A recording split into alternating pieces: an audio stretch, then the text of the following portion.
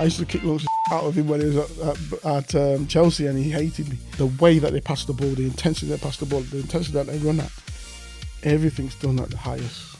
If I look back, I think we should have just gone with pure strength and power and aggression and what Birmingham's about. Welcome back to the Blue Rising podcast. My name is Will Brazier. As always, I'm joined by my right-hand man and best friend, Tommy Mooney. Tommy, how are you? I'm very well, thanks. Not sure about the best friend, but let's roll with it for now. Well, we've got another hour together, so hopefully we will be. Joining us today is one of my favourite number 9s ever to play for the club, including you as well. Thanks, man. Please welcome Emile Heskey. Emile, how are you? I'm good, thank you, guys. How's things? How's life? Yeah, good. Busy, watching football, enjoying football and commentating on football. Let's start in the present, actually, because the last time that me and you were speaking was we were both at Hillsborough, actually, seeing your boy playing for Sheffield Wednesday. Mm-hmm. What's that like now, being on the other side of it and experiencing? Love watching it. Nervous as hell now, but good to see him taking that step into what is first team football. What is football that means something. He's done really well to get to where he is now with Man City. But 21's, I think he's outgrown that now, so he needed to play first team football. So the chance to go with Sheffield Wednesday, tough, but it's exactly what he needed.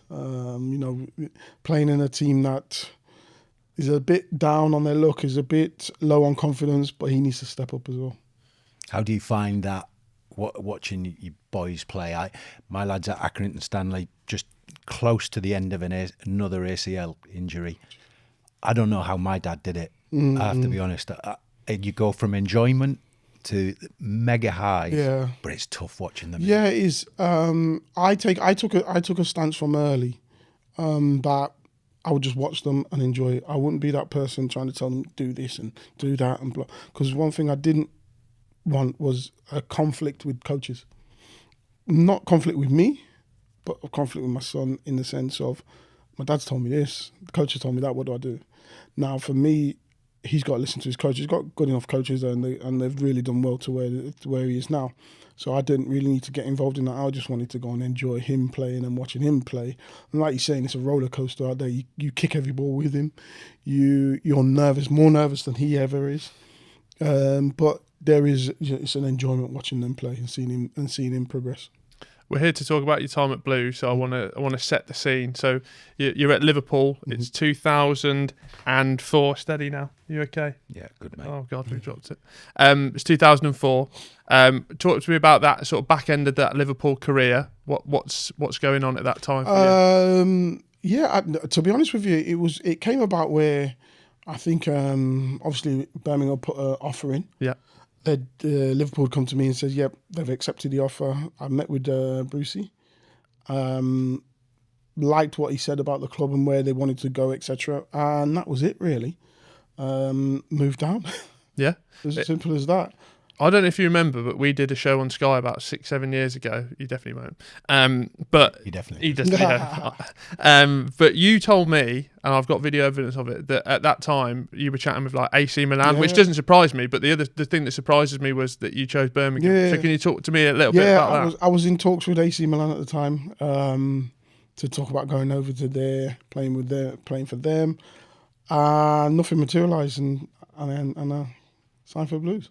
So was that a choice between the two clubs, or was it just like was it initial interest? It was initial interest, and then that was it really. Yeah, nice. So how did you find Steve when you first?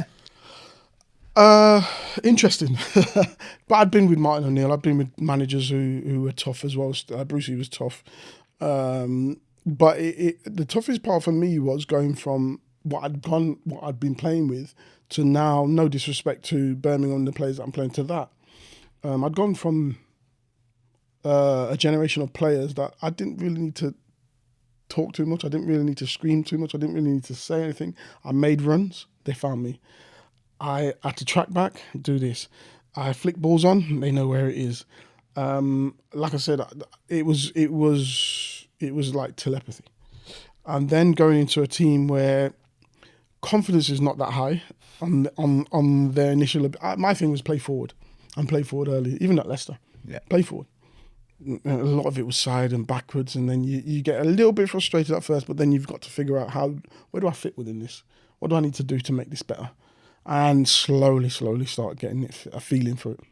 It's different, isn't it? When you talk about the level of players, same division, everything. but it's a different Same level international of players. players. There's some of them playing international football, but it's just different. They see the game differently. Their confidence is not as high because you can play. If you're playing the highest confidence, you do whatever you want really. But the confidence is a little bit low, and they don't feel confident enough to just go, okay, there's 2 players there, but I can bang that ball into Emil, or I can bang that ball out wide or whatever. They'll go, rather just play the simple one. You mentioned that those players there as well, because you've got a young Steven Gerrard sort of coming through there, and you obviously partnership with Michael Owen. What were they like to play with? Phenomenal. I played with Michael from a very young age. Michael was 16, I was 18 in the national team. So I played with them from a very young age, and their ability shone above everyone's, and that's why they're in the national team from a young age. Michael was 18. Mm-hmm. He was playing as a first team, the men's team. Yeah. And Stevie G wasn't far off, to be honest with you. Like I said, the way that they pass the ball, the intensity they pass the ball, the intensity that they run at, everything's done at the highest. And you can understand why they are there. Even in training. Training was just so intense. Because so I think you signed like early May for Blues, but obviously it was the Euros that summer. Was a big part of you making the next move for you, sort of sorting that England career out, knowing you're playing regularly and carrying on from there? I never played that, didn't I? you came on in the Euros, didn't you? Yeah, but then after that I never played again until But nah, was that tough for you though? Because do you know what? Very rare that Birmingham signed a Liverpool player, let alone an England international. Look, yes and no. The thing was, there was going to be a period where I think they were just trying new different players, etc. And you got to remember, AJ was doing really well, scored 21, I think, that season. Yeah. So those players, but I felt I'd done enough to be in and amongst that, but I wasn't. And it wasn't until I left and I was doing the same thing again, but then they brought me back. But yeah, I didn't have. There was the 2 years at 2 years at Blues. I didn't. Well, yeah, it doesn't help in 2006 when they're taking Theo Walcott, does it, as a 16-year-old? Yeah, not his fault. But again, yeah, I think you're not bitter about that at all, pal, are you? Well, no, I just need to see this man in England. That's what I'm saying. But yeah, look, I think with that, you as a manager, you've got to weigh up what you actually want. And he probably looked at it and said, There's one spot where a player's not going to play at all. Do you bring that player in knowing that he's in the next year or so he's going to be the main man? Mm-hmm. And that's probably where he thought. But you still had Defoe scoring, hanging in goals. You had, I think Benty as well at the time. Darren Bent. Yeah, I think he was top scorer that season, wasn't he? So you still had all these players banging goals in. So were you having conversations with the manager at that point? You don't have conversations with the manager. Right. No, you don't have conversations with the manager. Which is hard, isn't it? You get a message and that's about it. Is that how it was done with text messages? Yeah. But you don't receive one. That's nice, isn't it? That's like you texting me, actually. You just never text. No, I block him. I've had to block him big fella. That's weird, that. But let's get back to Blues. Obviously, Bruce has signed you. I mean, that season was absolutely phenomenal. Going back to the start of it, who were your sort of first people that you really linked up with in the dressing room? And well, Mario came in. Yeah. Formed an interesting bond with Mario because I used to kick lumps of I'm allowed to say. Yeah, go for it. I used to kick lumps of out of him when he was at Chelsea, and he hated me. And then he come up to me and I was like, "Don't worry about that. We're teammates now." And it just went from there. Who else? Clinton. I had a brief spell just before I left. We signed Clinton, so I had a brief spell with Clinton. So I know exactly why you're laughing. Clinton. The funniest thing with Clinton, and even just what the thought process that goes through his mind at times. I think we got beat by someone, I can't remember, and we should never have got beat by them anyway. I can't remember who it was. So Brucey's brought us in, and we had to watch the game back. And usually when you watch the game back, it's clipped. We watched the whole game. So we sat there, and I'm sat at the back next to Clinton actually, and he's gone, and you can hear him go, I'm looking at him thinking, shut up, I don't want him to come near me. And then he goes, how much longer is we're 30 minutes in? How much longer have we got this? And them two are just going at each other now. I'm thinking, why would you even say something? But it's just Clinton through and through. How was that partnership with him? Because I mean, Good. Looking back at the You know what? strikers, It was really good. We had a really good understanding together. I wish we could have played a little bit longer. I think the club went down a different route on not just on him, but on the way we were going to play. Bringing in some different types of players. Where, if I look back, I think we should have just gone with pure strength and power, and aggression, and what Birmingham's about. Yeah. Rather than trying to go tippy tappy and let's just run through players. Let's just be. I think. What's his name? Johnson. Damian Johnson. He got player of the season, but that's the sort of player you want. That's him. Yeah. That's what you want. Well, that feels like a Birmingham side, doesn't it? Plus, it's also a Brucey side. So, but we changed it. We wanted it to be a bit more intricate and all that. And you can gradually do that, but you can't just go bang, try and get 4, 5, 6 players in like that and think it's going to work straight away. So Tom mentioned about the change. How did you find it for that sort of opening of that season? Tough. Really? Yeah. Do you have a bit of an injury you were coming back from as well at the start of that one? I'm not sure. But I know I did my ankle with the first header against Man City at home. Yes. Did my ankle in that one, but I just found it tough because you're used to crosses coming in. You used to, and I didn't have that. Yeah. And then you got to be the link up to play out wide. When you're the link up to play out wide, how do you get in the box as well? When you play out wide, that ball's coming in first time. It's tough and I had to figure out how to work the lot. Yeah. Eventually got there, but it was tough at first. And there's a mixture of partners. Yes. You look at the strikers in that season. We went through the list of them. Yorke. Yeah. Yeah, you got Yorke, Pandiani came in, Robbie Blake. Yes. Dwight Yorke. Obviously Clinton and the Force. Chris Sutton, yeah. Mikel Forsell. Yeah. See, I would have loved to have played with Mikel a bit longer with him being fit. Yeah. With him being properly fit. Because that was a player. Was that your sort of, obviously, the relationship with Clinton, but just talk a little bit about Mikel Forsell? It's just the way that he plays. He's a very intelligent player. I'm really good with his feet. But I think the injuries took its toll where mentally I don't think he was there anymore.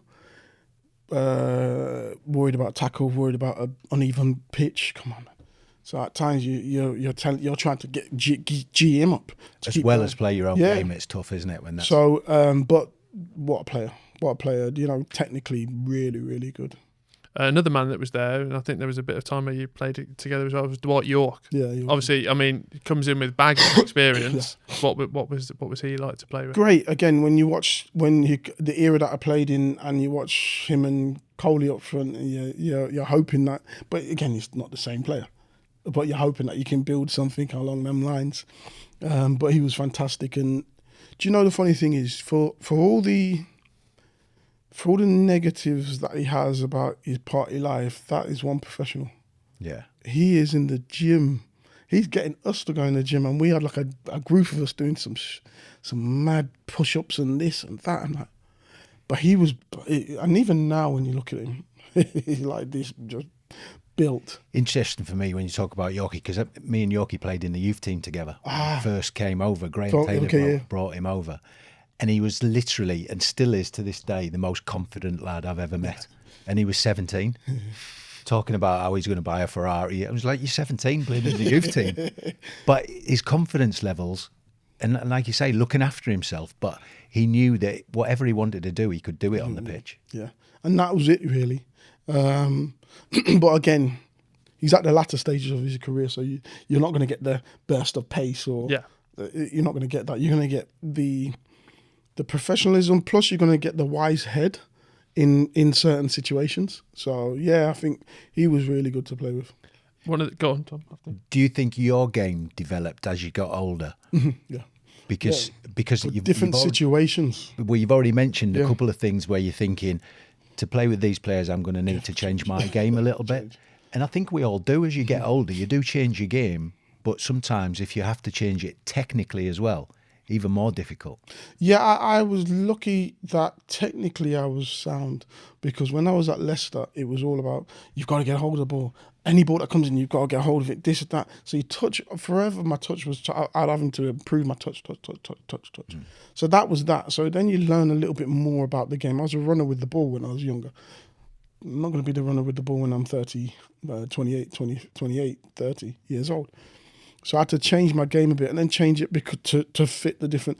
And by the way, that probably helped me in the national team because I was able to play with different players and understand what do they want. Yeah. What do they want from me? And that's why I got longevity within the national team as well. But some players will say, I'm not changing. I've seen it. You've signed me because of, and they won't change. Mm-hmm. And then that affects the dressing room, it affects the team, it affects results. I've seen it so many times. You got me. I started my first full season a winger, left winger at Leicester, 17/18, left wing, because I was quick. And I would love to run with the ball. So they gave me the ball, just go and dribble. That was it. And then... You were quick as well, by the way. I remember trying to chase back once and then giving up. I was quick. And this is the thing, like, I was deceiving because I was so big. I shouldn't have been able to run like that and move the way that I did. So I played left wing my first full season, then moved into the middle, but forever wanting to get on the wing and try and chase and try and take you on. And that was my game. And then obviously you move clubs and you start to do Liverpool.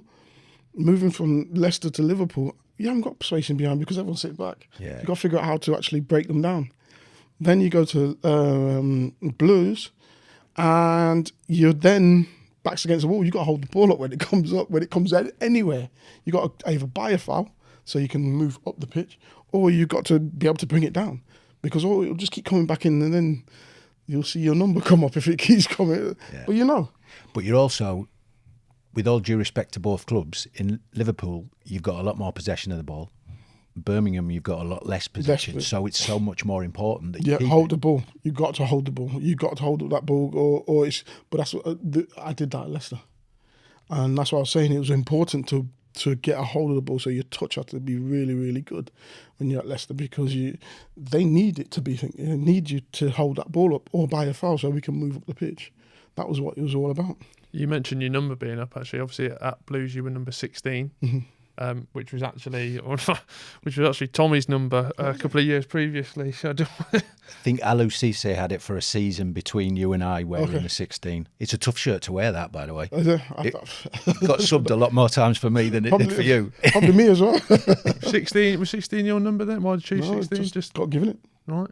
There you go. Do you know the interesting thing with numbers? Didn't really bother me. No. I went to I grew up in Leicester, obviously Leicester fan, but Liverpool fan as well. So when I went to Liverpool, everyone's like, "What number do you want?" I'm like, I'm walking around Melwood like this, and everyone's saying, "What number do you want?" I was like, "What do you mean? I don't care. just get me on the pitch." And they gave me number 8. Oh, do you want number 8? Yeah, go on, give me whatever. I just wanted to play. I didn't really care much about that. If anything, I'd have probably had number 11. Right.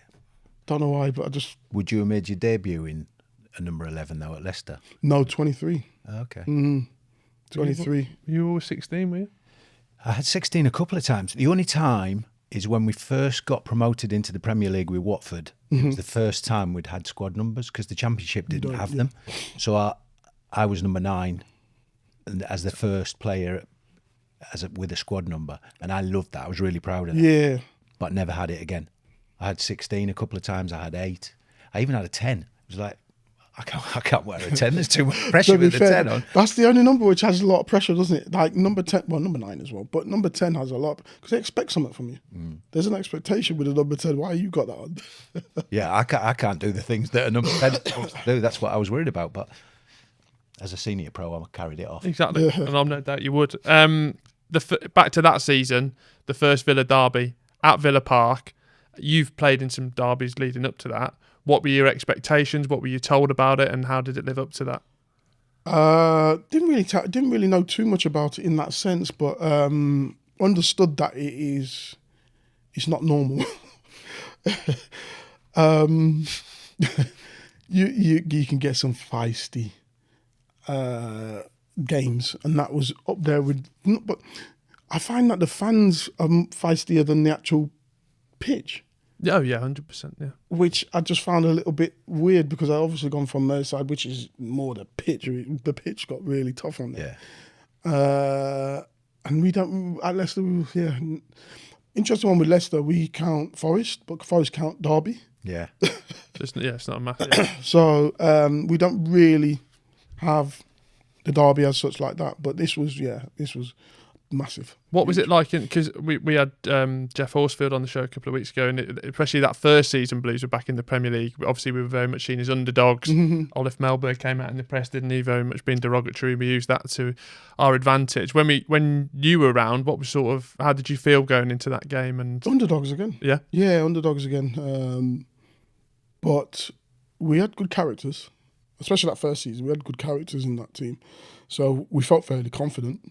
Didn't know what was going to happen, but we felt fairly confident. So yeah, and in that first one, you're 2 goals up after 20 minutes. I mean, for me, that's dreamland. What's it like on the pitch? Again, it's dreamland. You want more, and you're hoping for more, and you wanted to shove it down them even more. So that's what it's all about. Yeah. How did you feel with that? Because I would imagine, after your time at Liverpool, you wouldn't be an underdog too many times when you're playing for Liverpool. So then you're coming into that game, going to but then I was at Leicester before that, so I kind of know about being underdog anyway. And you get a lot more satisfaction from being underdog and smashing someone.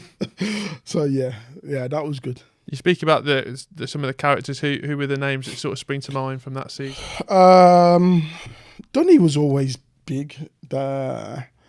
Sav, we had Sav. Sav's nuts. But I played with Sav at Leicester. Leicester as well, yeah. So I know Sav from younger. Mario. Yeah. We always speak a lot off camera about Kenny Cunningham. Kenny was calm though. I've heard. Strange guy in the dressing room. Strange guy, but then you'd want him in your team. Yeah, he gives us that calming nature as well. He was, we always could count on him. He's the only defender that I see play against Crouchy and Crouchy not win a header. Yeah, I'm thinking you're 5'7" or so 5'11". Yeah, but he knew how to play against these players all the time. He was just a nuisance, but really, really calm, good, and he's captain as well, wasn't he? Yeah. When he came in, we always said in the dressing room, he's the wealthiest man to ever drive a Ford Mondeo. He just wouldn't spend any money. He didn't care, didn't he? He didn't care what anyone said. He had his sponsorship with clothes on and all that. Yeah, he's smart. Man ahead of his time. He's a lot smarter than you. Yeah, he said, well, that's not hard, is it? But great guy, but great because you need the loud ones in the dressing room. But then you need them calming ones that can sort out a situation. And then, because when you get too much loud, and then information doesn't get come anywhere. You need someone calming to just say, calm everything down, and then you know what you're actually doing. And he had that. But we had some loud one. Clinton's a loud one. Yeah, I was going to say, you need a Kenny Cunningham for a Clinton or a Robbie Savage to calm it down. Yeah, there was no way that Clinton would always have inside, because he had his suits made, he'd always have his name inside his suit, really? just in case he forgot what he was called. But Kenny would never have had any of that. He wasn't interested. No, straight off the shop floor. Matt Upson.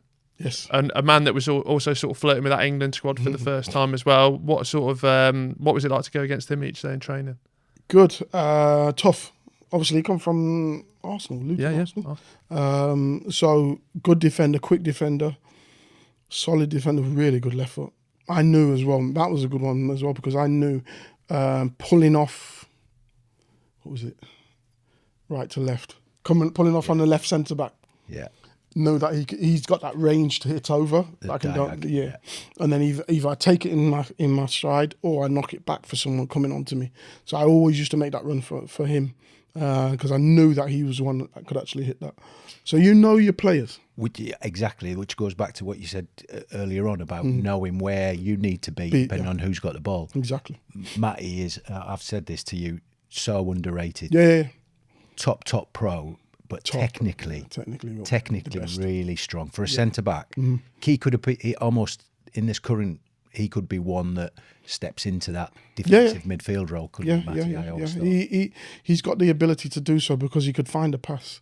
He could find that pass in between because he's got the different type of passing ranges. Yeah. So I knew exactly what to expect with him. Well, all you hear now is about left-footed centre-backs, isn't it? Especially he feels a bit ahead of his time for what it was. He's probably fit enough to still play as well. Yeah, it looks he wouldn't have let himself go.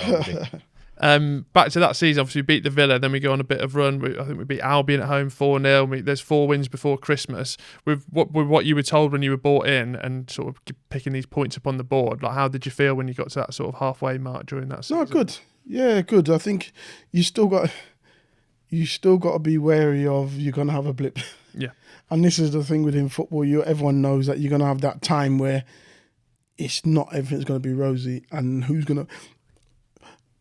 Within football, I always say that when you're having a blip, everyone's looking at everyone else. I'm looking at you and saying, you're going to pull us out. You're going to look at him and you're going to pull us out. And you've all really got to come together and say, let's figure this out. But no one really does. We just look at each other to say, and we had good enough players to pull each other out as well. But not saying that we went, I'm just saying in general. Yeah. Yeah, so we see it all the time when these teams slip further and further and further and further down, and they've got great players around them, but you're just wondering who's going to be the one to step up. Tough for me because I've just been bought for $6.5 million. Yeah, did you feel because obviously I think that was our you do, but I ran with it. Yeah. Yeah, I just ran with it and trying to put myself about and trying to be the best I could. Because when it got to the January as well, I think we signed Robbie Blake and Walter Pandiani. Yeah, Walter. Yeah. What was Walter Pandiani like? Walter technically sound brilliant, but you're going into.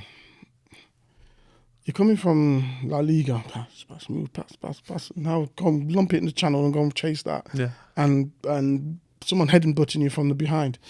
You've got to figure out what it is that you need from the players that you're bringing in. And I don't know, like I said, technically great, but I don't know if he was really good for the time, the sort of player that we needed. Does that go back to what you were talking about earlier in terms of like, I mean, for us, that blue side should be, pace, power, obviously technical as well, but maybe a little bit too much. You'll have that. You'll have that, but you need a certain criteria. Yeah.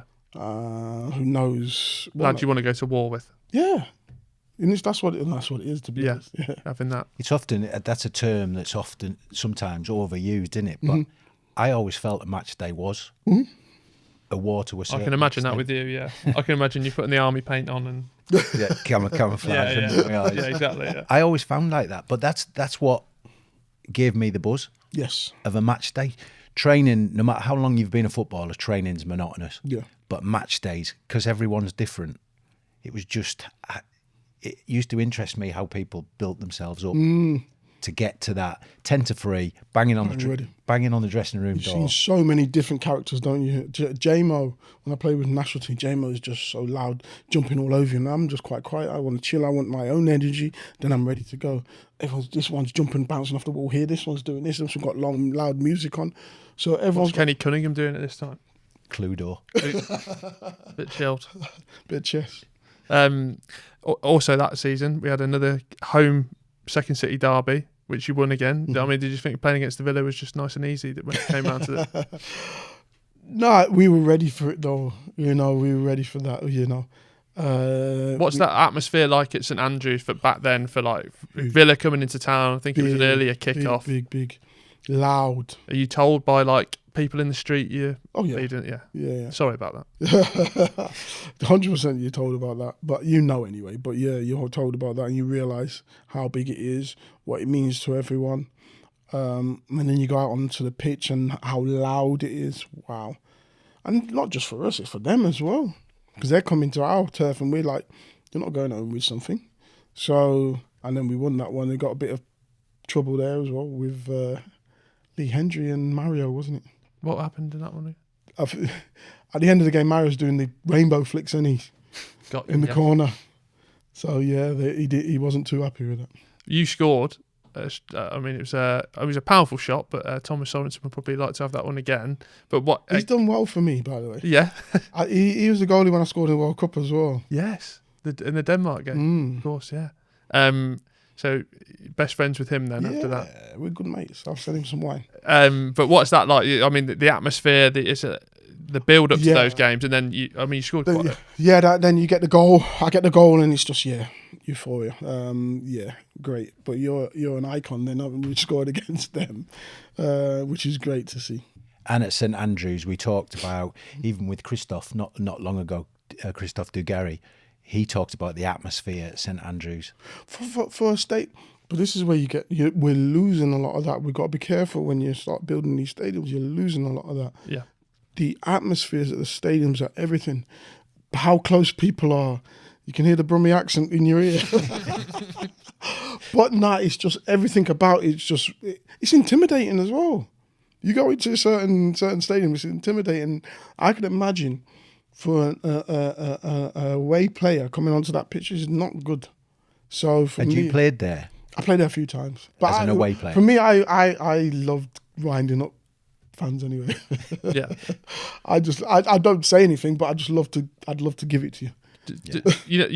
We spoke about you moving to Blues, and obviously there was a number of different people that were after you, but does that sort of play in the back of you spoke about it before of like, oh, I remember playing at St Andrews and it being like this, like what that'd be like not necessarily. No. No, but I was from the Midlands as well, and it was nice to be back in the Midlands. Yeah. That season ended, we were up in, where were we? We were up in 12th. Fantastic finish, but the last game of the season was against Arsenal, which is one of them games where, it's coming to this time of year now where the sun's shining, you've done your job, but Arsenal come into town, it's a 10-minute turnaround, you score late on. What was that like at St Andrews? Yeah, again, just massive for us. The Arsenal are huge. Everyone knows Arsenal are huge. They're a massive, massive club, got great players. To go and score against them was great as well. Give it to them. So again, you've got to make your home stadium a fortress in the sense that no one's happy to come there. That's what I was all about. I just wanted to smash you and then leave a little bit on you so you can then say, okay, well, whenever we come here, we know we're in for a tough time. You might win, but you know you're in for a tough game. So that's a positive end to that season. Then I always think it's that bit between the seasons where you think, right, this is what I'm going to look forward to this season, because the season before you're just signing, so everything's new, fresh. How did things change going into the start of your second season? I think it was about the players that we brought in and the players that we let go. I don't think there was a correlation with the players that we still had there. And I think we moved away from who we was. We spoke about it anyway. I think we moved away from who we was as core football club. Because there's a pride in the work ethic. I think the work ethic is the main thing. You kind of, I wouldn't say you do away with the technical ability, but that is not the primary. I know what you mean. Yeah. You need to be able to run around that pitch. You need to be able to work, and you need to be able to win that ball back and play. I think Sav left as well. Players like that. And Muzzy was there. I forgot Muzzy was there as well for a little bit. Robbie Savage left famously because he moved to Blackburn because he said it was close to his parents. Did you have the AA map to sort this out? Because I think we've ran the numbers and it doesn't quite work out. Yeah. Well, he is Welsh. Look, I think it was that. I don't know why he said that, but again, he wanted to, I think it was who was the manager? Was it Marcus? Was it Sparky? Yeah. So maybe working with him. Just say that. And then obviously more money as well. But and just say that as well. Yeah. but he's a big character, isn't he? Having someone like you realise how good he is when he's not there. Someone who runs around, works hard, tackles, puts them off their game as well. And then when he's not there, you realise we could have done with him. You miss it a little. Yeah. And then you don't replace it like for like. And that's the only thing is now coming out of football and doing a little bit of coaching and stuff like that, and you look at like for like, you won't get like for like. Yeah. So you got to change everything, haven't you? Yeah. Because it's hard to do, isn't it? Yeah, like for like is hard. Because one of the guys that came in was Nicky Butt, obviously with unbelievable experience. But I think there was like an incident near the end of the season when he sort of... I think with Nicky Butt, I think it was you could see getting older, changing, etc. And coming in as a team that was relying on you to be the one running around like mad, and he's not that player. No. He's just not that player. But he's probably even more better on the. He needs a Sav next to him, and then Sav gives him the ball, let him play. He's actually technically better than people think. And the reason that they probably didn't see that because he's at Man United, who have the Scholesy and Becks. He's passing it to... Yeah. But for me, it just didn't work for Butty, innit? Yeah.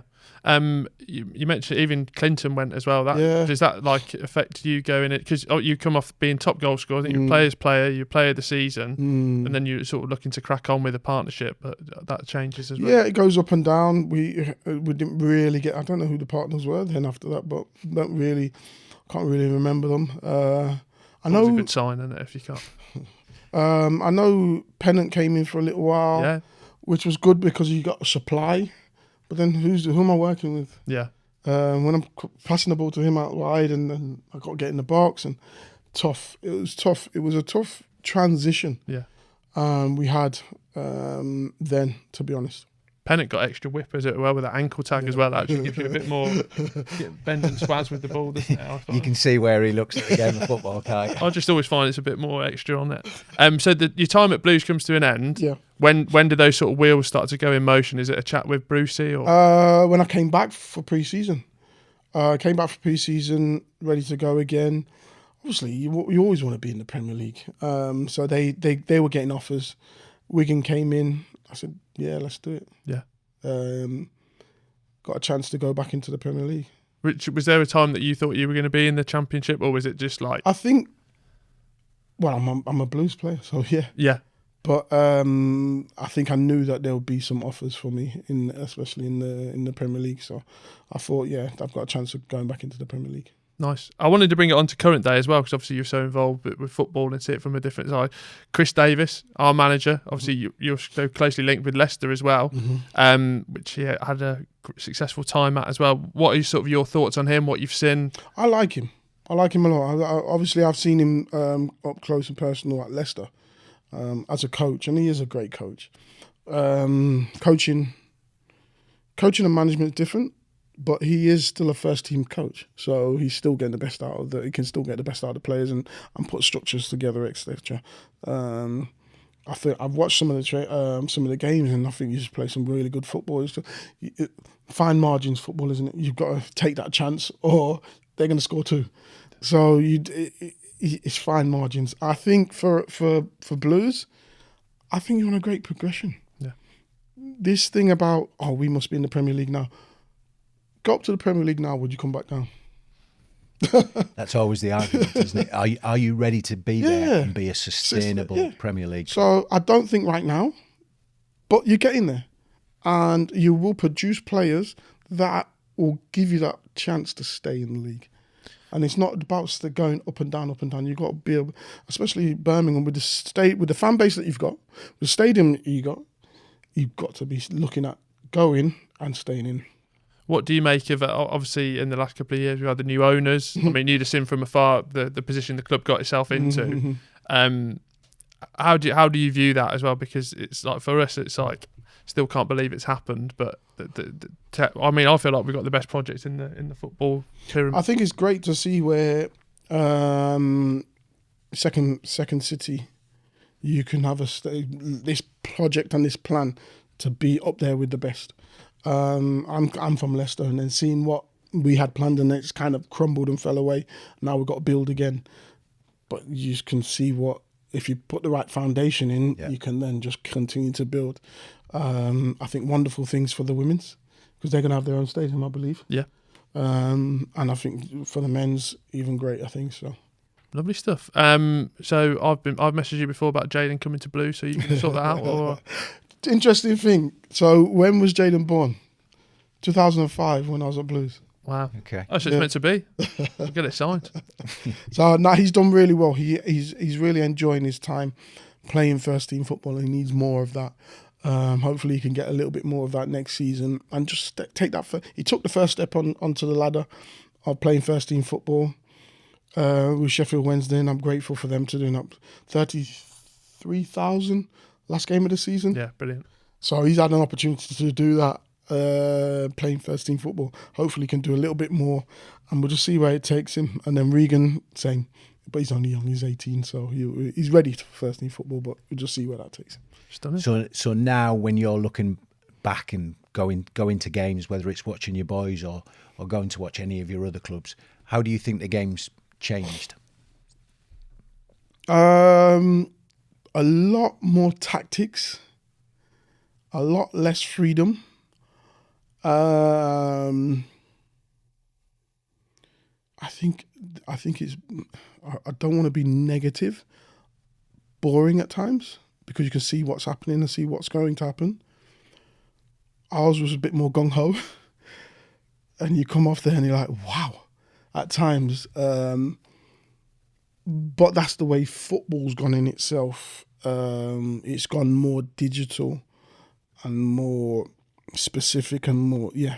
So for me, I don't know if it's better. It's just I look at it just as different. I don't look at it as better or worse. I just look at it as different, and I just try and follow it for what it is. Just finally, just to finish on off, you were at St Andrews this past season, just gone to get your legacy cap, weren't you, in the FA Cup game? What did that mean? So coming back to St Andrews and to picking up that Massive. honour as well. It was huge, and the fans were great for me for great to me for that as well. It was great to go and pick up that hat, and I've got it at home now. So at least I've got my hat, and hopefully my sons will get theirs eventually. Love that. Was it nice to just, because I imagine you've not been at St Andrews for a while. I haven't been, and it was great hospitality. Yeah. No, yeah, it's nice. Tom's favourite. I do like it. Yeah, I like it as well. It was great hospitality. I see guards in there as well, so that was good to see him and have a chat with him as well. But yeah, no, it's great to be back watching them play the game, the football that they play, etc. And yeah, just being in and around it. It's nice. Love that. Well, it's been, go on, Tom. Well, it's World Cup summer. Yeah. Will you be watching? Will you be working? I'll be watching, doing Q&As and meet and greets and stuff like that, really. I won't be going out there. Probably be doing more work from here. But yeah, I'll be watching it. Fingers crossed we go as far as we possibly can. It's difficult, isn't it? You know, the weather in North America, Central America, is going to be tough. The humidity, the heat, everything is going to be very tough. It's something different to what we even know. Yeah. We know 2 months in pre-season that heat. You know, we don't know everything. We don't know nothing about that. And half of the time, it's not that humidity. Yeah. It's a bit different to Small Heath, isn't it? It's the contrast. We've seen it today in Manchester. Oh, yeah, exactly. Yeah. No, it'd be great. I reckon Jude Bellingham, England winning the final 1-0. That would be nice. Would be nice. Wouldn't it be good? That would be nice. Love that. Emil, thank you so much for joining us. It's been great to chat to you, and keep right on. Thank you.